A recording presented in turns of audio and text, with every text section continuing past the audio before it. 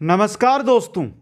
रीट परीक्षा से पहले अंतिम प्रहार और हम बात कर रहे हैं सामाजिक अध्ययन की। दोस्तों आज हमारी रहेगी सामाजिक अध्ययन के अंदर यूनिट 7 भारत का भूगोल एवं संसाधन। दोस्तों जिसके अंदर भू आकृति प्रदेश है, जलवायु है, प्रकार जो वनस्पति है, वन्य जीव है, बहुउद्देशीय नदी घाटी परियोजना है, मिट्टियां हैं, कृषि है, फसलें हैं, उद्योग, खनिज, परिवहन, जनसंख्या, विकास के आर्थिक और सामाजिक कार्यक्रम है। इनसे रिलेटेड 151 महत्वपूर्ण प्रश्न आज की इस क्लास में आपको देखने को मिलेंगे, इसलिए अंत तक सभी साथी बने रहें। एक बार सभी साथी वीडियो को लाइक, शेयर और जो नए साथी जुड़ रहे हैं वो चैनल को जरूर सब्सक्राइब करें। दोस्तों अगर आप किसी भी प्रकार की जानकारी लेना चाहते हैं या मेरे से जुड़ना चाहते हैं तो आप मेरे को इंस्टाग्राम पर जाकर फॉलो कर सकते हैं। यहां पर नीचे देखिए आपको आईडी मिल जाएगी। रही बात तो डिस्क्रिप्शन में भी आपको लिंक दिया गया, वहां से भी आप जाकर फॉलो कर सकते हैं। दोस्तों तो चलते हैं दोस्तों आज के क्वेश्चनों की ओर। 151 क्वेश्चन है, लंबा वीडियो है, स्पीड के साथ चलेंगे। दोस्तों इसमें पहला क्वेश्चन आपकी स्क्रीन पे। दोस्तों निम्नलिखित में से भारत के निम्नलिखित राज्यों के समूह में से कौन सा समूह पाकिस्तान से सीमा बनाता है? दोस्तों तो देखिए यहां पे कौन सा है जो पाकिस्तान के सीमा बनाता है, उसकी हम बात करें तो यहां पर देखिए हिमाचल प्रदेश नहीं बनाता पहले में। दूसरा देखिए पंजाब बनाता, जम्मू कश्मीर, राजस्थान और गुजरात, ये सही है यहां पे। अब जम्मू कश्मीर को दो भागों में तोड़ दिया गया है दोस्तों, केंद्र शासित प्रदेश बना दिए गए।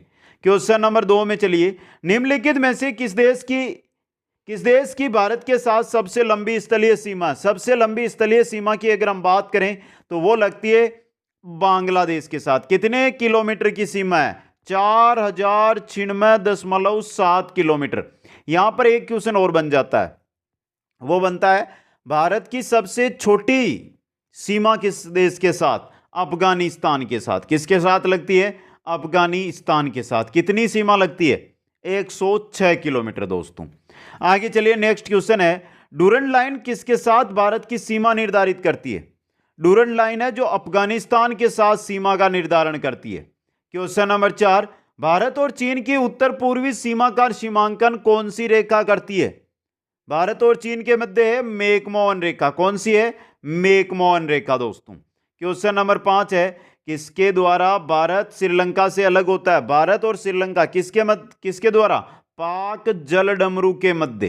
पाक जलडमरू मध्य के द्वारा भारत और श्रीलंका अलग होते हैं। नेक्स्ट क्वेश्चन, क्वेश्चन नंबर 6 है, भारत कितने प्राकृतिक प्रदेशों में विभाजित है? दोस्तों 4 प्राकृतिक प्रदेश। देखिए कौन कौन से? उत्तर का पर्वतीय क्षेत्र, विशाल मैदान, प्रायद्वीपीय पठार, तट एवं द्वीप। दोस्तों वैसे 5 आप तट को अलग, द्वीप को अलग कर दो, लेकिन 4 ही माने जाते हैं प्राकृतिक प्रदेश। क्वेश्चन नंबर 7 है, निम्नलिखित में से कौन सा मरुस्थल है? यहां पे मरुस्थल देखिए आपका सिंधु क्षेत्र, गंगा क्षेत्र, असम क्षेत्र, मध्य भारत क्षेत्र। थार का मरुस्थल सिंधु क्षेत्र में आता है, सिंधु क्षेत्र मरुस्थल है। क्वेश्चन नंबर 8 है, उत्तर भारत में उप हिमालय क्षेत्र के सारे पहले समतल मैदान को कहा जाता है? क्या कहा जाता है? बाबर। क्या कहा जाता है? बाबर कहा जाता है। इंपॉर्टेंट क्वेश्चन है आपके लिए। क्वेश्चन नंबर 9 है, लघु हिमालय स्थित है मध्य में? किनके मध्य में है लघु हिमालय? शिवालिक और महान हिमालय के मध्य में लघु हिमालय है जो आपका स्थित है। दोस्तों ट्रांस हिमालय, महान हिमालय, लघु हिमालय और शिवालिक हिमालय, इस प्रकार से फैला हुआ है ये। क्वेश्चन नंबर 10 है, पीर पंजाल श्रेणी पाई जाती है? पीर पंजाल श्रेणी जम्मू एंड कश्मीर के अंदर, पीर पंजाल श्रेणी। क्वेश्चन नंबर 11 है, दक्षिण भारत की सबसे ऊंची चोटी बताइए। दक्षिण भारत की सबसे ऊंची चोटी है अनाईमुड़ी। कौन सी है? अनाईमुड़ी, जिसकी ऊंचाई की अगर हम बात करें तो वो है 2695 मीटर। 2695 मीटर। दोस्तों क्वेश्चन नंबर 12, नर्मदा एवं ताप्ती नदियों के मध्य स्थित है? नर्मदा और जो ताप्ती नदियां हैं इनके मध्य सतपुड़ा की श्रेणियां स्थित है। कौन सी है? सतपुड़ा की श्रेणियां। क्वेश्चन नंबर 13 देखिए, निम्नलिखित में से किस पहाड़ी पर पूर्वी घाट पश्चिमी घाट से मिलता है? पूर्वी घाट और पश्चिमी घाट किस पहाड़ी पर? नीलगिरी की पहाड़ी पर मिलते हैं। किस पर मिलते हैं? नीलगिरी की पहाड़ी पर। दोस्तों इंपॉर्टेंट क्वेश्चन। क्वेश्चन नंबर 14 देखिए, निम्नलिखित में से कौन एक कर्नाटक, केरल एवं तमिलनाडु राज्यों के मिलन स्थल पर स्थित है? कर्नाटक, केरल और तमिलनाडु राज्यों का जो मिलन बिंदु है वहां पर नीलगिरी की पहाड़ियां हैं। क्या है मित्रों? नीलगिरी की पहाड़ियां। क्वेश्चन नंबर 15 देखिए, महाराष्ट्र एवं कर्नाटक में पश्चिम घाट कहलाते हैं। महाराष्ट्र और कर्नाटक के अंदर पश्चिमी घाट को सह्याद्री कहा जाता है, Sahyadri. 2 number option. Question number 16, Bharat का सबसे ऊंचा पर्वत शिखर, भारत की बात हो रही है, विश्व की बात नहीं हो रही है, और भारत का जो सबसे ऊंचा पर्वत शिखर है वो है कंचनजंगा। कौन सा है? कंचनजंगा। ऊंचाई की बात करें तो 8,598 मीटर इसकी ऊंचाई है। अब विश्व के अंदर कौन सा है? माउंट एवरेस्ट है, माउंट एवरेस्ट दोस्तों, जिसकी ऊंचाई 8,848 मीटर है। 2 नंबर पे कौन सा आता है? गॉडविन ऑस्टिन K2, जिसकी ऊंचाई है 8,611 मीटर दोस्तों। 3 नंबर पे कंचनजंगा आता है विश्व के अंदर। आगे चलिए, क्वेश्चन नंबर 17 है, भारत में शीतकालीन मानसून के प्रवाह की सामान्य दिशा। भारत के अंदर जो शीतकालीन मानसून होता है इसके प्रवाह की दिशा पूछिए। भारत में शीतकालीन मानसून के प्रवाह की सामान्य दिशा है वो कौन सी है? दक्षिण पश्चिम से उत्तर पूर्व है, उत्तर पूर्व से दक्षिण पश्चिम। शीतकालीन मानसून की बात करें तो उत्तर पूर्व से दक्षिण पश्चिम। क्या सही है मित्रों? ये शीतकालीन मानसून के प्रवाह की सामान्य दिशा की अगर बात करें तो ये रहा, उत्तर पूर्व से दक्षिण पश्चिम। क्वेश्चन नंबर 18, भारत के किस भाग में सर्वाधिक दैनिक तापांतर पाया जाता है? दैनिक तापांतर मिलेगा आपको राजस्थान के मरुस्थलीय क्षेत्रों में। कहां पर? राजस्थान के मरुस्थलीय क्षेत्रों के अंदर। क्वेश्चन नंबर 19 है, विश्व की समस्त प्रकार की जलवायु भारत में पाई जाती है, ये कथन किसका है मित्रों? विश्व की समस्त प्रकार की जलवायु भारत में पाई जाती है, ये कथन है मार्शडेन का। किनका है? मार्शडेन का। क्वेश्चन नंबर 20 है, भारत में सर्वाधिक वर्षा मुख्यतः प्राप्त होती है कौन से मानसून से? दक्षिण पश्चिमी मानसून से सर्वाधिक वर्षा राजस्थान या भारत में होती है दोस्तों। आगे चलिए, क्वेश्चन नंबर 21 है, भारत वर्ष में सर्वाधिक वर्षा किस क्षेत्र में होती है? भारतवर्ष में सर्वाधिक वर्षा कहां पर? पश्चिमी घाट, हिमालय क्षेत्र तथा मेघालय राज्य के अंदर। यह रहा आपका सही। क्वेश्चन नंबर 22 है, आम्र वर्षा संबंधित है। आम्र वर्षा संबंधित है कर्नाटक व केरल में मार्च अप्रैल में होने वाली वर्षा आम्र वर्षा कहलाती है दोस्तों। इंपॉर्टेंट क्वेश्चन आपके लिए। क्वेश्चन नंबर 23 है, भारत में सबसे कम वर्षा वाला स्थान। भारत में सबसे कम वर्षा होती है लेह के अंदर। अब लेह के अंदर होती है लगभग एवरेज माने ना तो 9.2 सेंटीमीटर वार्षिक वर्षा है ये। क्वेश्चन नंबर 24 है, विश्व का सर्वाधिक वर्षा वाला स्थान। विश्व का सर्वाधिक वर्षा वाला स्थान है मासिनराम। वर्तमान के अंदर, वर्तमान में कौन सा है? मासिनराम दोस्तों। मासिनराम के अंदर 1148 मिलीमीटर, 1148 मिलीमीटर जो मेघालय में है, ये मासिनराम। इससे पहले कौन सा था? इससे पहले चेरापूंजी था दोस्तों। कौन सा था? चेरापूंजी, जिसमें 1100 सेंटीमीटर वर्षा हुई थी। आगे चलते हैं, क्वेश्चन नंबर 25, चेरापूंजी अवस्थित है कहां पर? मेघालय के अंदर। कहां पर है? मेघालय में। नेक्स्ट क्वेश्चन है, निम्न में से कौन सा वृक्ष समुद्र तल से सर्वाधिक ऊंचाई पर पाया जाता है? सर्वाधिक ऊंचाई पर कौन सा वृक्ष है जो समुद्र तल से पूछा आपको कि समुद्र तल से सर्वाधिक ऊंचाई पर पाया जाने वाला वृक्ष कौन सा है? तो कौन सा वृक्ष है दोस्तों? बताइए। देवदार का वृक्ष। कौन सा है? देवदार का। 1500 से 2500 मीटर की ऊंचाई पर पाया जाता है ये। क्वेश्चन नंबर 27 है, सुंदरवन भारत के किस राज्य में अवस्थित है? सुंदरवन है पश्चिमी बंगाल में। कहां पर है? पश्चिमी बंगाल के अंदर दोस्तों। नेक्स्ट क्वेश्चन है, किस वृक्ष को मरुस्थल का राजा कहा जाता है? मरुस्थल का राजा है खेजड़ी। कौन है? खेजड़ी दोस्तों। क्वेश्चन नंबर 29 है, सागौन तथा साल किसके उत्पाद है? सागौन तथा साल उष्ण कटिबंधीय शुष्क पर्णपाती यानी पतझड़ी वन के उत्पाद है दोस्तों ये। नेक्स्ट क्वेश्चन में चलिए, पश्चिमी हिमालय में शीतोष्ण पेटी में किस वृक्ष का बाहुल्य? जो शीतोष्ण पेटी है पश्चिमी हिमालय के अंदर, उसके अंदर किसका? देवदार वृक्ष का बाहुल्य। किसका है? देवदार का। क्वेश्चन नंबर 31 है, भारत के निम्न राज्यों में से किसमें सिनकोना का वन पाया जाता है? सिनकोना का वन आपको असम, केरल और पश्चिम बंगाल इन तीनों में मिल जाएगा। ये सभी ऑप्शन 4 यहां पे सही रहेगा दोस्तों। इनके अलावा मेघालय, मणिपुर, त्रिपुरा, मिजोरम, अंडमान निकोबार यहां पर मिलेगा। क्वेश्चन नंबर 34 है, भारत का प्रथम राष्ट्रीय उद्यान। भारत का प्रथम राष्ट्रीय उद्यान कौन सा है दोस्तों? इंपॉर्टेंट क्वेश्चन बन सकता है, यह भी एग्जाम की दृष्टि से पूछा क्या है। भारत का प्रथम राष्ट्रीय उद्यान कौन सा है? जिम कॉर्बेट राष्ट्रीय उद्यान, जिम कॉर्बेट राष्ट्रीय उद्यान दोस्तों, ये उत्तराखंड के नैनीताल में, कहां पर है, उत्तराखंड के नैनीताल में। स्थापना 1936 में, स्थापना 1936 में की गई। क्वेश्चन नंबर 33 है, विश्व का एकमात्र 13वां राष्ट्रीय पार्क, 13वां राष्ट्रीय पार्क है केबुल लामजाओ, केबुल लामजाओ दोस्तों, जो 13वां है। ये मणिपुर राज्य का जो इंफाल है ना, इंफाल जिला है, एक विष्णुपुर जिला है, वहां पर स्थित है दोस्तों। इसकी घोषणा की गई थी 1977 के अंदर। नेक्स्ट क्वेश्चन है, पक्षियों का स्वर्ग, पक्षियों का स्वर्ग तो हमारे राजस्थान का ये कौन सा है, केवलादेव राष्ट्रीय उद्यान है। कौन सा है मित्रों, केवलादेव राष्ट्रीय उद्यान, भरतपुर वाला।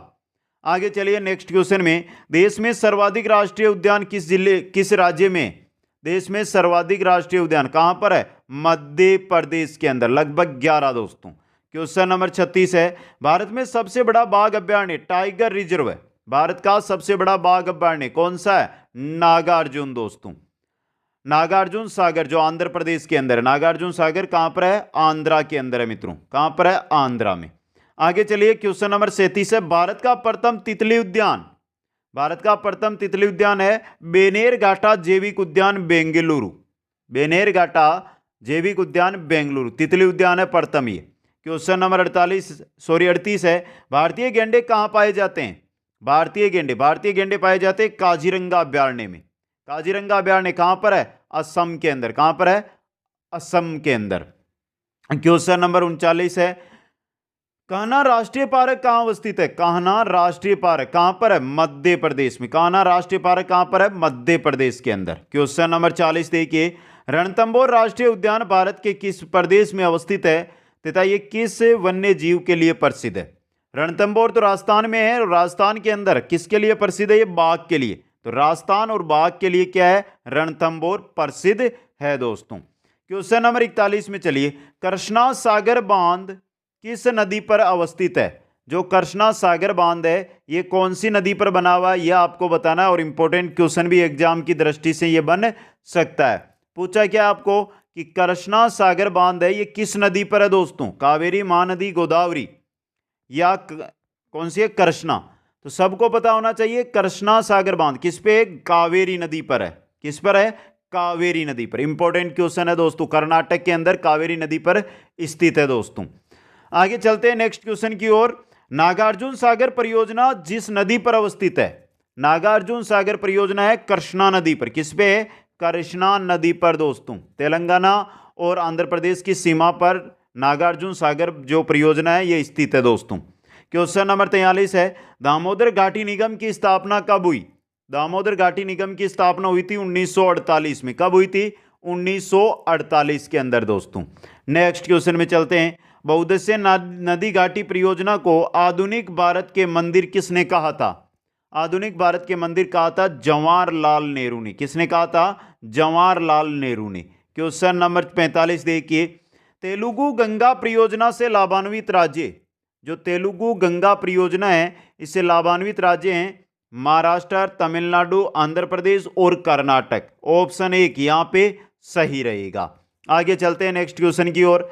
क्वेश्चन नंबर आ रहा है आपका 47, हिमाचल प्रदेश बांध को अब सतलज नदी पर बनाया जा रहा है, इस बांध को बनाने का मुख्य उद्देश्य क्या है, क्या उद्देश्य है दोस्तों, भाखड़ा बांध में आने वाली तलछर मिट्टी को रोकना दोस्तों। एक ऑप्शन सही रहेगा। क्वेश्चन नंबर 48, कालपोंग जल विद्युत परियोजना अवस्थित है, कालपोंग जल विद्युत परियोजना कहां पर है, अंडमान व निकोबार द्वीप समूह में। कालपोंग जल विद्युत परियोजना अंडमान निकोबार द्वीप समूह में, जो कालपोंग नदी है ना इसी पर यह कालपोंग नदी का ही नाम है ये। क्वेश्चन नंबर 49, तवा परियोजना से संबंधित राज्य, तवा परियोजना, तवा परियोजना है होशंगाबाद में, नर्मदा नदी की जो सहायक नदी है तवा, उस पर कहां पर है, मध्य प्रदेश में।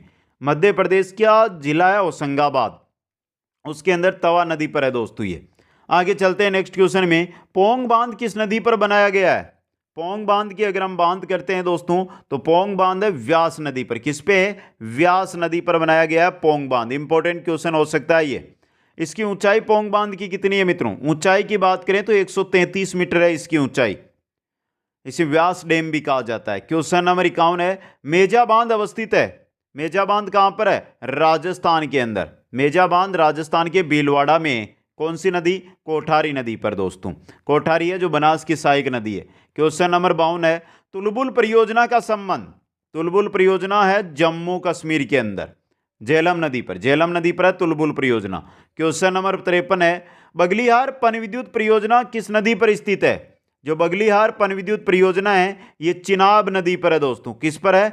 चिनाब नदी के अंदर दोस्तों। आगे चलते हैं नेक्स्ट क्वेश्चन में। मीठे पानी की कल्पसर परियोजना अवस्थित है। मीठे पानी की जो कल्पसर परियोजना है ये कहां पर है? गुजरात में। कहां पर है मित्रों? गुजरात के अंदर है ये। नेक्स्ट क्वेश्चन में चलते हैं।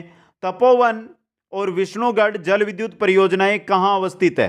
तपोवन व विष्णुगढ़ जल विद्युत परियोजनाएं ये कहां पर है? उत्तराखंड में। कहां पर स्थित है? उत्तराखंड के अंदर स्थित है। क्वेश्चन नंबर 56 देखिए, सुइल जल विद्युत परियोजना अवस्थित है। सुइल जल विद्युत परियोजना कहां पर? हिमाचल प्रदेश के अंदर। कहां पर स्थित है ये? हिमाचल प्रदेश में दोस्तों। आगे चलते हैं। हिमाचल प्रदेश के अंदर सुहिल नदी पर ये सुहिल जल विद्युत परियोजना। क्वेश्चन नंबर 57 है, रानी लक्ष्मीबाई बांध अवस्थित है। रानी लक्ष्मीबाई बांध परियोजना कहां पर? उत्तर प्रदेश में। उत्तर प्रदेश में कहां पर? रानी लक्ष्मीबाई का जिला झांसी से, झांसी है वहां से थी तो वहां पर। नदी कौन सी पर है ये परियोजना? रानी लक्ष्मीबाई बांध परियोजना बेतवा नदी पर। कौन सी नदी पर है ये? बेतवा नदी पर अवस्थित है दोस्तों। और इंपॉर्टेंट क्वेश्चन भी है। क्वेश्चन नंबर 58 में चलते हैं। निम्न में से भूसरण का कारक नहीं है। निम्न में से भूसरण का कारक नहीं है। अच्छा क्वेश्चन है मित्रों ये। कौन सा? जल वायु ढाल के विपरीत जुताई, ये नहीं है दोस्तों। 3 नंबर ऑप्शन सही रहेगा। क्वेश्चन नंबर 59 है, मृदा के कौन से गुण का निर्धारण जनक चट्टान करती है? मृदा के कौन से गुण का निर्धारण जनक चट्टान? मृदा का जमाव नहीं, रासायनिक गुण, पारगम्यता और संरचना का निर्माण ये जनक चट्टान करती है। ऑप्शन 2 सही रहेगा। क्वेश्चन नंबर 60 है, जलोढ़ मिट्टी कहां मिलती है? जलोढ़ मिट्टी, जलोढ़ मिट्टी कहां पर मिलती है? गंगा यमुना का जो मैदान है उसके अंदर दोस्तों। क्वेश्चन नंबर 61 है, रक्षक मेखला की एक विधि है। रक्षक मेखला किसकी एक विधि है? मृदा संरक्षण की। रक्षक मेखला मृदा संरक्षण की एक विधि है दोस्तों। क्वेश्चन नंबर 62 देखिए, भारत की निम्न मिट्टियों में से कौन बेसाल्ट लावा के अपक्षय के कारण निर्मित हुई है? कौन सी मिट्टी है जो बेसाल्ट लावा के अपक्षय के कारण हुई है दोस्तों? रेंगूर मिट्टियां। जो रेंगूर मिट्टियां हैं उनका निर्माण हुआ है वो हुआ बेसाल्ट लावा के अपक्षय से। क्वेश्चन नंबर 63 देखिए, भारत की निम्नलिखित मिट्टियों में से कपास की खेती के लिए कौन सी सर्वाधिक उपयुक्त है? कपास की खेती के लिए सर्वाधिक उपयुक्त मिट्टी की अगर हम बात करें दोस्तों तो वो है आपकी रेंगूर मिट्टी। रेंगूर मिट्टी। अब देखिए रेंगूर मिट्टी के अंदर लोहा, चूना, calcium, potash, aluminium, magnesium carbonate इनकी अधिकता होती है, जबकि नाइट्रोजन, फास्फोरस, ह्यूमस है इनकी कमी पाई जाती है दोस्तों। आगे चलते हैं नेक्स्ट क्वेश्चन की ओर। क्वेश्चन नंबर 64 है, निम्न कथनों में से सही नहीं है, गलत कौन सा है वो बताना है। तो पहला देख लीजिए, यहां पे आपका चौथा गलत है।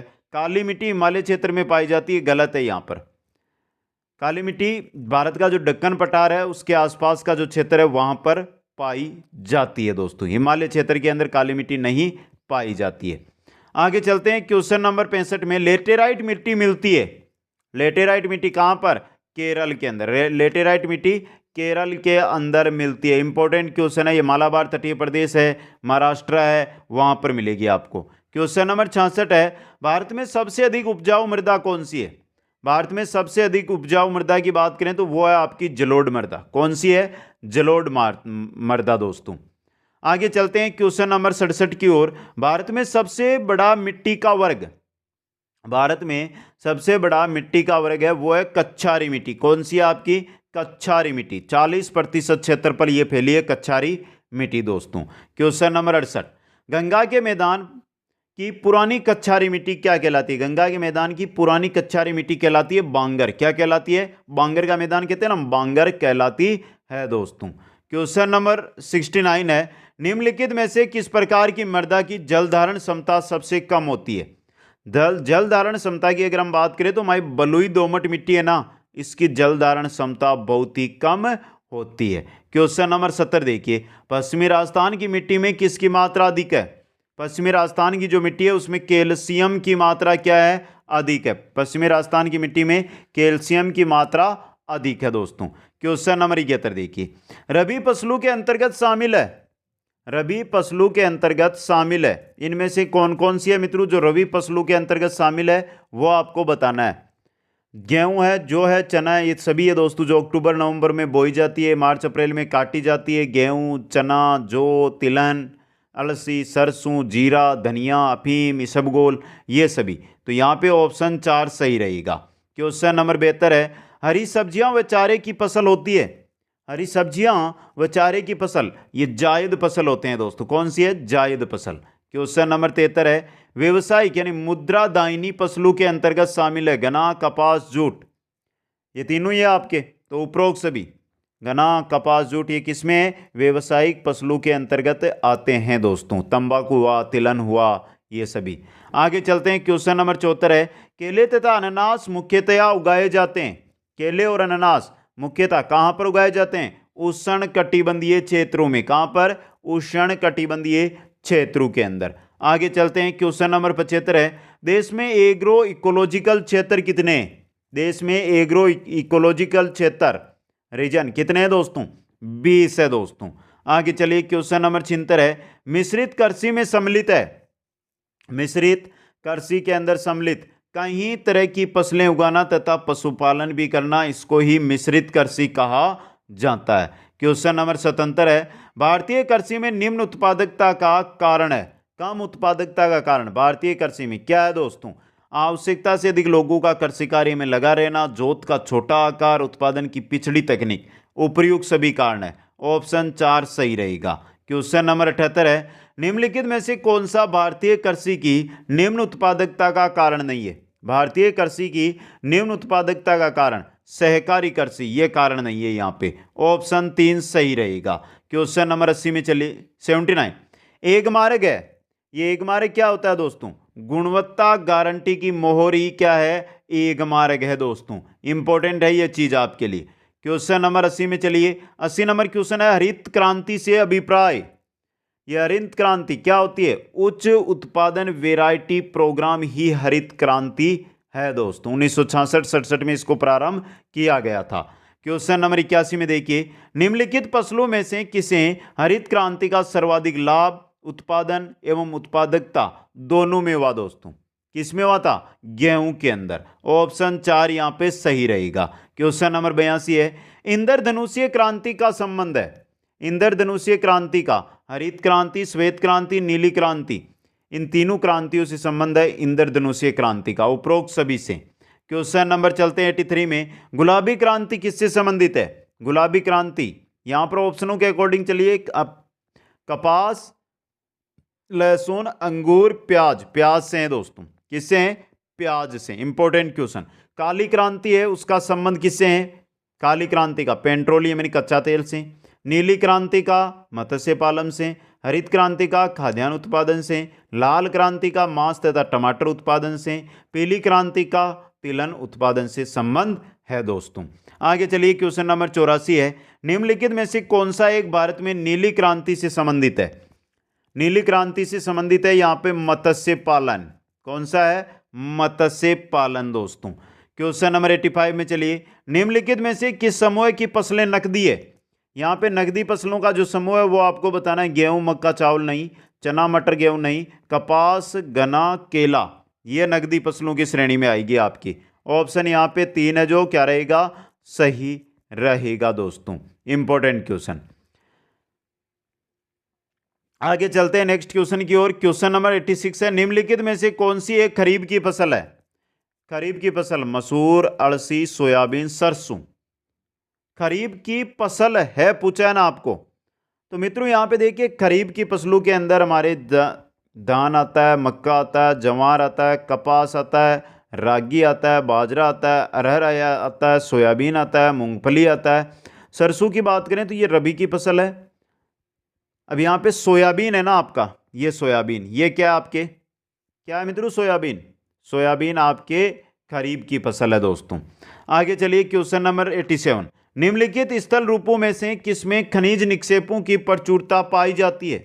अच्छा और इंपॉर्टेंट क्वेश्चन आया 87 नंबर आपके सामने। पूछा क्या है वो देखिए, निम्नलिखित स्थल रूपों में से किसमें खनिज निक्षेपों की प्रचुरता, किसमें, पठारों के अंदर। 4 नंबर ऑप्शन सही रहेगा।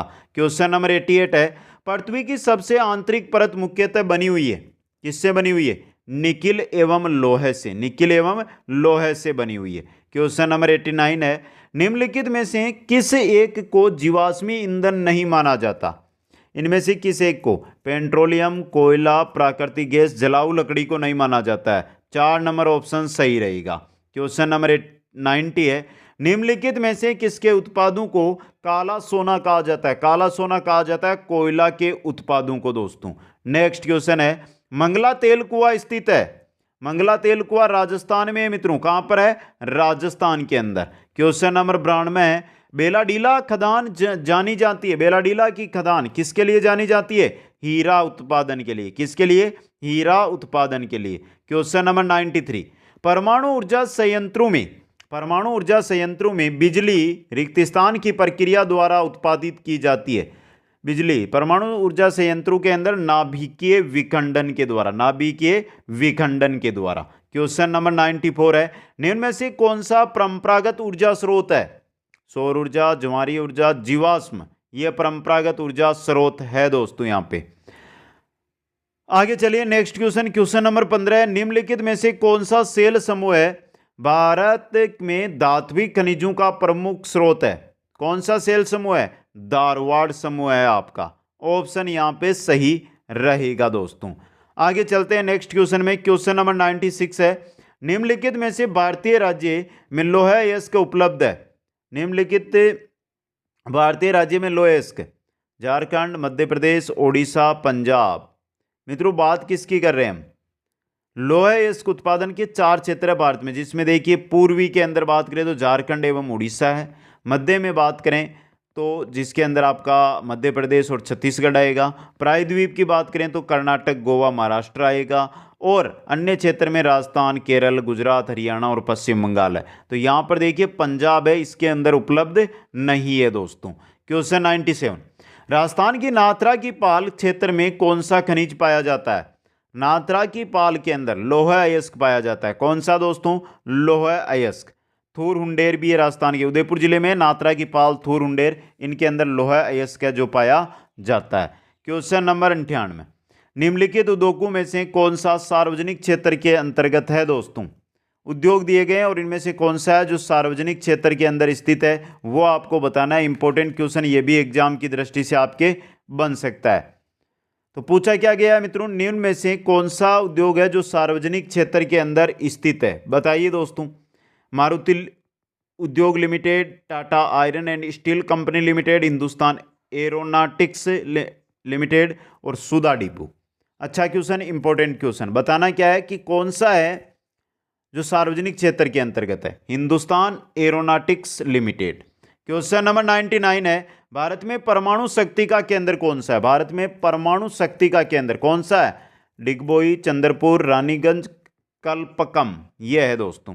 नेक्स्ट क्वेश्चन है, कच्चे माल को अधिक मूल्यवान उत्पाद में बदलने वाली क्रिया को कहा जाता है, कच्चे माल को अधिक मूल्यवान उत्पाद के रूप में बदलने वाली क्रिया कहलाती है द्वितीयक क्रिया, क्या कहलाती है, द्वितीयक क्रिया कहलाती है। क्वेश्चन नंबर 101 है, निम्नलिखित में से कौन सा सनराइज उद्योग का एक उदाहरण है, कौन सा है जो सनराइज उद्योग का एक उदाहरण है दोस्तों, कागज उद्योग, पटसन उद्योग, सूचना प्रौद्योगिकी उद्योग, खाद्य तेल उद्योग। सनराइज उद्योग का उदाहरण है सूचना प्रौद्योगिकी उद्योग। क्वेश्चन नंबर 102 देखिए, 19वीं सदी में ब्रिटेन के औद्योगिकरण के साथ निम्नलिखित में से कौन सा परिवर्तन हुआ, बताइए मित्रों। 19वीं सदी में ब्रिटेन के औद्योगिकरण के साथ निम्न में से कौन सा परिवर्तन हुआ, भारत ब्रिटिश औद्योगिक उत्पादों के लिए बड़ा बाजार बन गया, ऑप्शन एक यहां पे सही रहेगा। क्वेश्चन नंबर 103 है, कौन सा उद्योग अक्सर आधुनिक उद्योगों की रीढ़ की हड्डी कहलाता है, आधुनिक उद्योगों की रीढ़ की हड्डी कहलाता है इस्पात उद्योग, कौन सा, इस्पात उद्योग दोस्तों। क्वेश्चन नंबर 4 है, कोयले का सर्वाधिक उपभोग होता है, कोयले का सर्वाधिक उपभोग किसमें, ऊर्जा उत्पादन के अंदर, किसमें होता है, ऊर्जा उत्पादन के अंदर। नेक्स्ट है, अहमदाबाद सूती वस्त्र उद्योग का गढ़ के अंदर है, अहमदाबाद सूती वस्त्र उद्योग का गढ़ केंद्र है दोस्तों, ये कपास की खेती वाले क्षेत्र के पास है, इस वजह से दोस्तों। क्वेश्चन नंबर 107 है, दादन व्यवस्था है। ये दादन व्यवस्था क्या होती है मित्रों? जहां व्यापारी कच्चे माल की आपूर्ति करता है और तैयार माल प्राप्त करता है, वो है दादन व्यवस्था दोस्तों। 2 नंबर ऑप्शन सही रहेगा। क्वेश्चन नंबर 108 है, भारत में आधुनिक सूती वस्त्र उद्योग की शुरुआत किसने की?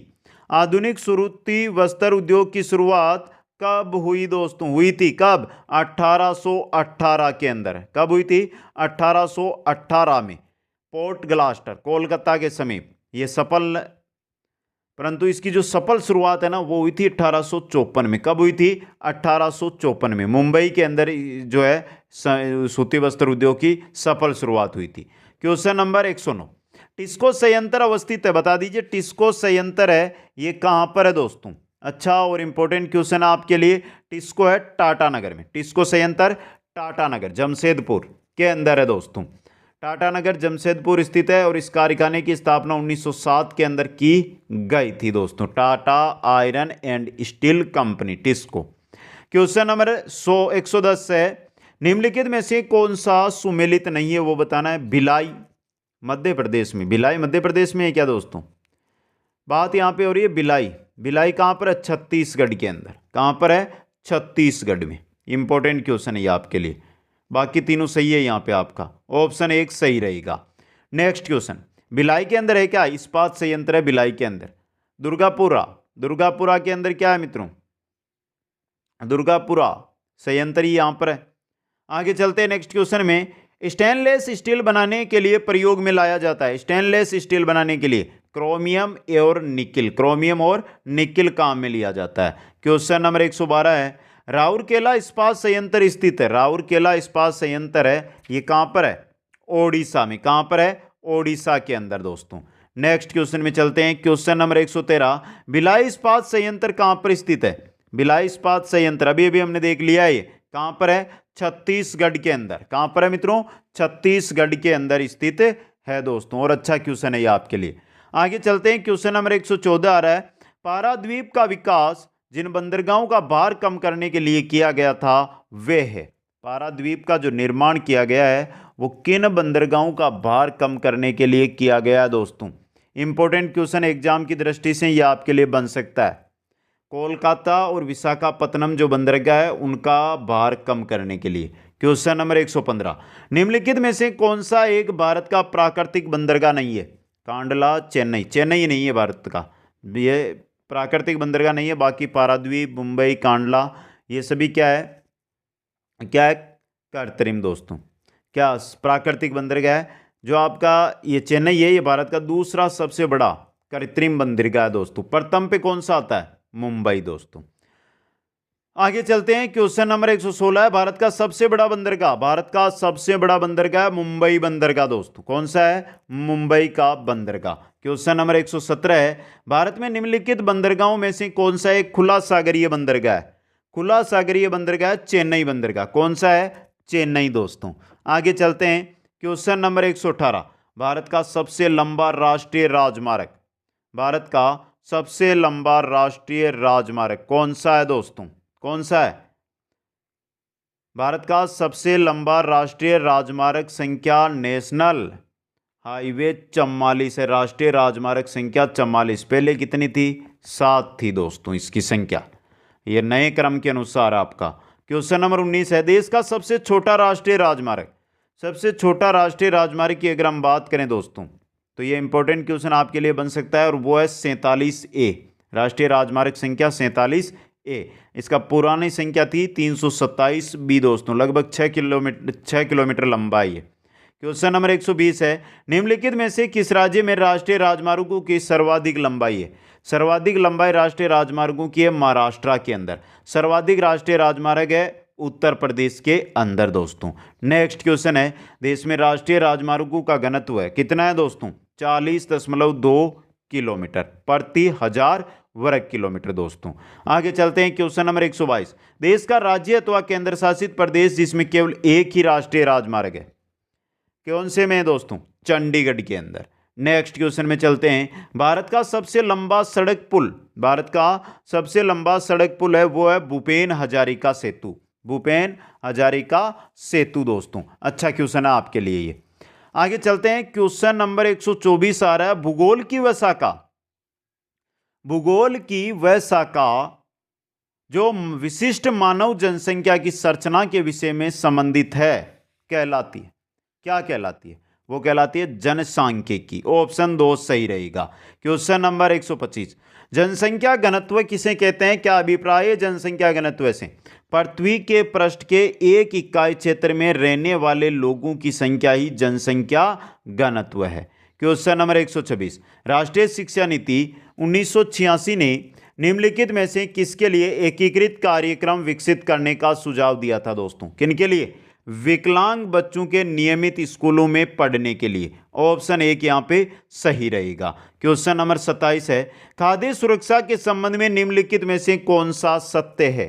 खाद्य सुरक्षा की अगर हम बात करें तो देखिए ये रहा, खाद्य सुरक्षा बनी रहती है, खाद्य सुरक्षा बनी रहती है जब सभी व्यक्तियों के लिए सभी समय पर्याप्त सुरक्षित व पौष्टिक खाद्य पदार्थ की सुविधा उपलब्ध हो दोस्तों।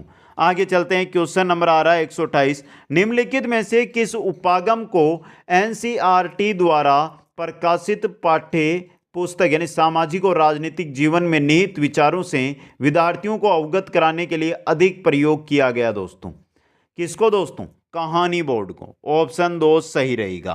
क्वेश्चन नंबर 29 है, ये जुल्लू क्या है मित्रों? जुल्लू क्या है? दक्षिणी अफ्रीका की एक जनजाति है जुल्लू। जुल्लू क्या है? दक्षिणी अफ्रीका की एक जनजाति है। आगे चलिए, मलोका क्या है? मलोका क्या है मित्रों? मलोका एक प्रकार का घर होता है। मलोका क्या होता है? एक प्रकार का घर दोस्तों। क्वेश्चन नंबर 131 है, वितरण के आधार पर संसाधनों को वर्गीकृत किया जा सकता है। वितरण के आधार पर बात हो रही है। वितरण के आधार पर देखिए सर्वव्यापक संसाधन और स्थानिक संसाधन, ये रहे आपके। 1 नंबर ऑप्शन सही रहेगा। क्वेश्चन नंबर 32 देखिए, संसाधनों का सतर्कता पूर्वक उपयोग करना तथा उन्हें नवीनीकरणीय के लिए समय देना, ये क्या कहलाता है?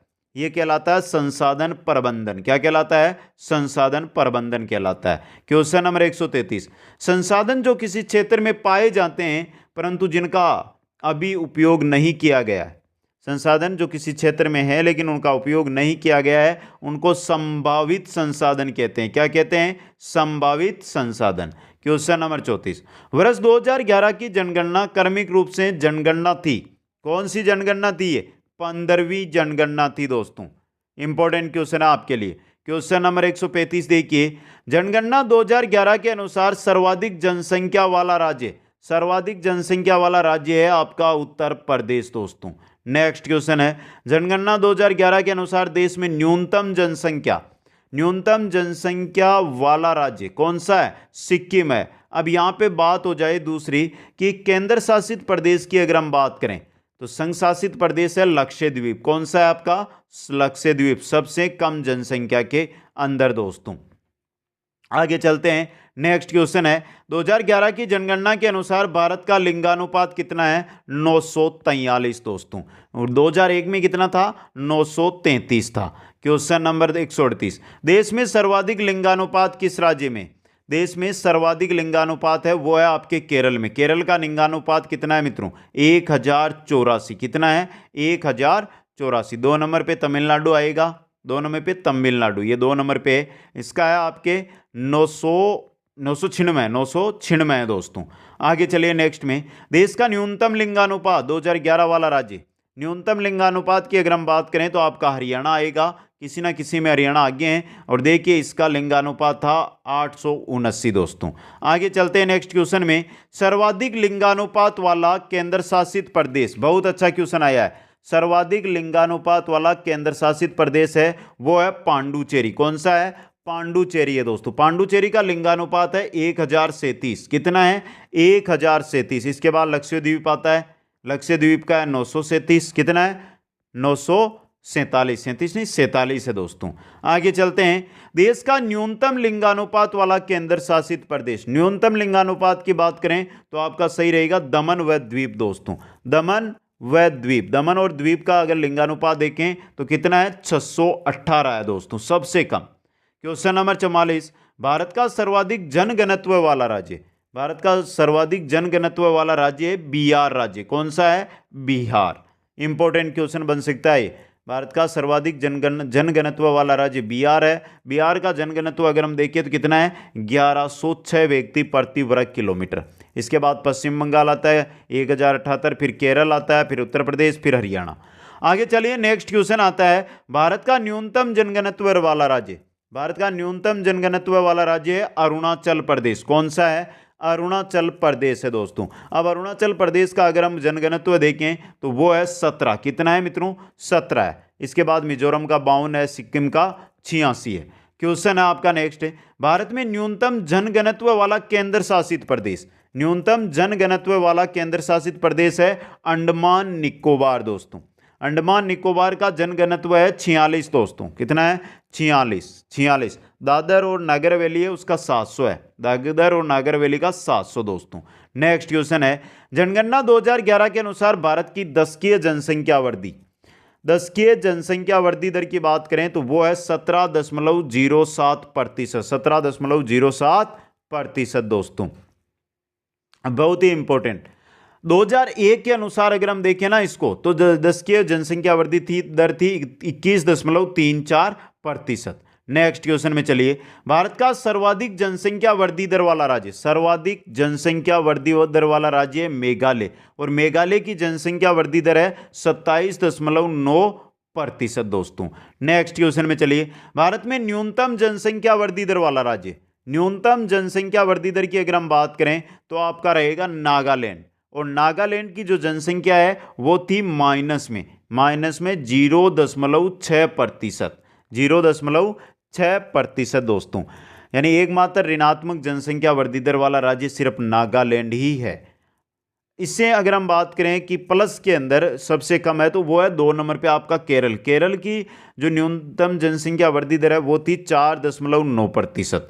नेक्स्ट क्वेश्चन में चलिए, जनगणना 2011 के अनुसार भारत की कुल साक्षरता दर, भारत की कुल साक्षरता दर की यहां पर हम अगर बात करें तो कितनी थी मित्रों? 74.04 नए आंकड़े के अनुसार। नेक्स्ट क्वेश्चन है, भारत की पुरुष साक्षरता थी 82.14%। नेक्स्ट क्वेश्चन है, भारत की महिला साक्षरता दर थी वो थी 65.46। आपको बहुत जगह क्या मिलेगा? आपको बहुत जगह क्या मिलेगा दोस्तों? महिला साक्षरता की जब हम बात करते हैं तो आपको मिलता है 64.6%। तो ये पहले थी संशोधित आंकड़े के अनुसार 65.46 है। नेक्स्ट क्वेश्चन है, भारत में सर्वाधिक साक्षरता वाला राज्य, सर्वाधिक साक्षरता वाला राज्य है केरल दोस्तों। कितना है? केरल, और केरल की साक्षरता प्रतिशत है 94%। 2 नंबर पे आएगा आपका मिजोरम। मिजोरम की जो साक्षरता है आपकी वो है 91.58%। नेक्स्ट क्वेश्चन है, मेक इन इंडिया योजना का शुभारंभ किया गया। ये अच्छा क्वेश्चन आ गया वापस आपके लिए।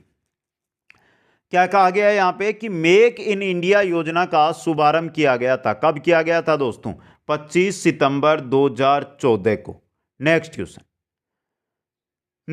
आ रहा है क्वेश्चन नंबर 155, मुख्यमंत्री युवा संबल योजना का शुभारंभ किया गया। मुख्यमंत्री युवा संबल योजना का शुभारंभ फरवरी 2019 से, फरवरी 2019 से दोस्तों। ये राजस्थान से रिलेटेड है दोस्तों।